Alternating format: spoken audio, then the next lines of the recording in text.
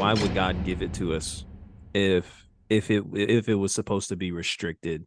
I was kind of just sitting here thinking of maybe some applicable examples, and maybe this will make sense. It's kind of like asking, why would God create something like fire? Why would a manufacturer of utensils create a knife? We can use so many other examples, but let's stick to the fire and knife for a second, because we can all comprehend that a knife is beneficial. A knife is beneficial for, I don't know, cutting up vegetables. I know y'all done had some boxes or some tags or something that you couldn't get open, and you used a knife to cut it open, to get it open, to release whatever was inside for you to get the contents that you ordered. There's a purpose to using that utensil. The problem becomes when the agenda behind using the utensil is for negative reasons. It's not just for negative reasons, but it's for harmful reasons. You have an agenda to take this very object or item out of its created purposes. And then as a result, there's a lot of chaos that forms, right? The same knife that can cut up vegetables and fresh vegetables to make you a pot of soup, and take that same knife and literally cause harm to somebody. Does that mean that because that is a possibility, that then this should be restricted completely? I would say no. Why don't we look at the fire, right? A fire out of a specific context is pretty harmful. Wildfires all over California in the summer. You probably can't stand living there. Everything is just smoke signaling and starting fires everywhere you walk. When we take that same fire that we're considering dangerous to the public and to outward nature, if we take that same fire and put it in something that is safe, something that is a container, something where the fire can't burst out but is limited, something that allows others who are around it to be protected, right? To not be harmed, we put that same fire in a fireplace. So when we think of a different context, well, dang, this actually does serve a purpose. It keeps me warm, keeps me cozy. It's cold outside. The heat ain't working inside, but I got some logs and I can put on a fire and have the whole fireplace lit. Enjoy me a TV show. Enjoy me some hot chocolate and marshmallows. I'm sorry, I'm kind of telling on myself, but you enjoy it, right? You enjoy it because it's comfy. So there's a context and a purpose to a majority, if not everything, that is created. Matter of fact, the very definition of purpose is the reason why something or someone exists. So there's a reason behind the things that we have, we feel, we have access to. So it's not that it doesn't have a purpose, but it's restricted, or it's a boundary, right? We also have to consider our perception too. I like the way this is going.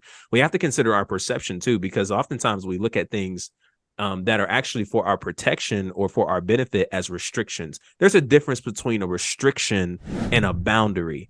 A boundary is something that is beneficial for me, right? It's something that I can actually look at and say, man, no, I'm interested in protecting me, my heart, my values, my possessions. I'm interested in protecting the people around me. I'm interested in protecting the way I think and my energy, right? That setting a boundary, right, in order to keep those things which I enjoy and which I find beneficial good, and it's for me. But if I look at it as a restriction, that term restriction almost has some kind of different feelings attached to it, because you're basically saying like, man, I feel restricted, but I want more, right? I want more. I want to get at more. And I really want to have all that I can. And I feel limited. So then because I feel limited, there's so many other things that we draw conclusions to. I don't feel heard. I don't feel loved. And we draw all these different conclusions just from thinking, man, I feel restricted.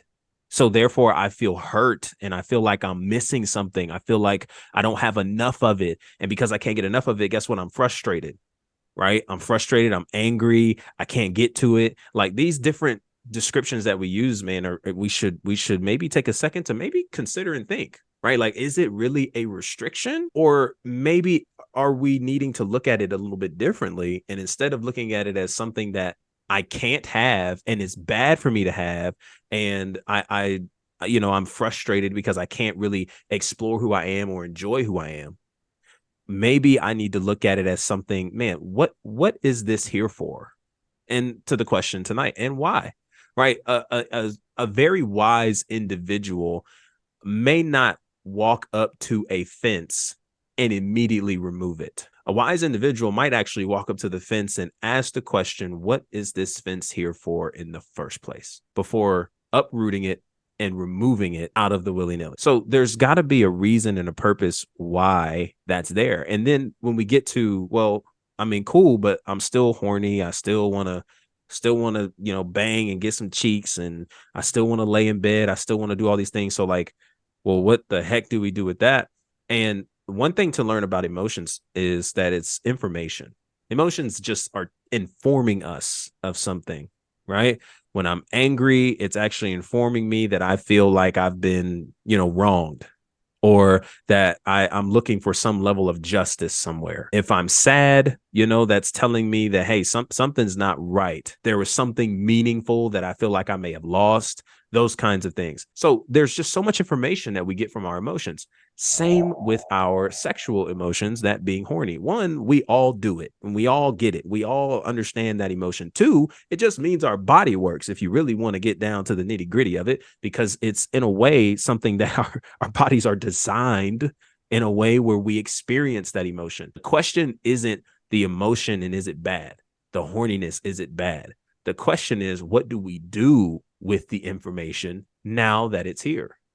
And then we get into the contexts, right? We want to think about the individual. We want to think about further down the line at a long-term perspective than rather immediate solutions and resolutions, right? Because oftentimes there's not really too many things that we can dive into immediately and get gain from immediately that actually has long-term benefits.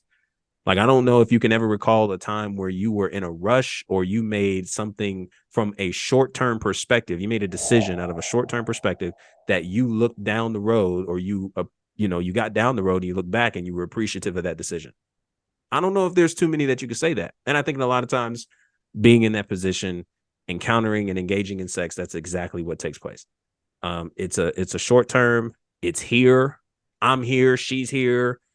She's down, I'm down, she looking good, she thinking I'm looking good, and there's nothing else. Like, all your logic and reasoning sensors just turn off, because at that point you're just so wrapped up in what's in front of you, and it's hard to really see, okay, long-term perspective. I don't know too many people who are in the heat of the moment and start asking, do I really want to marry this girl? Should I really be doing this? Like, nah, it's pretty hot in that moment, so you're really not going to. So we have to be willing to consider these things ahead of time by having conversations like this and wrestling with the emotions and wrestling with the feelings prior to, because oftentimes we get in those moments, we're not really thinking of the right things. All the logic and reasoning turns off and we just see something that we're able to dive into. And so we do. And then we end up regretting it. And so just a lot of things to consider there. Hey, listen, if you stuck to the end of this from the bottom of my heart, thank you so much. If you want to hear more of these kinds of conversations in this format, please check the description below. There you will find a link to sign up for a Maverick membership. This is where the Truth Project sessions go down every Thursday night, 7 p.m. Central Time, where you can be a part of conversations just like the one I shared in this video. Your worldview is welcome, no matter what worldview you come from, and we're all there pursuing one goal: truth. Check the link in the description, sign up, 3 days for free. After that, it's $9.99 a month, but you'll get your money's worth and then some. I'll see you over there, and until next time, be easy and be breezy, my friend. Peace.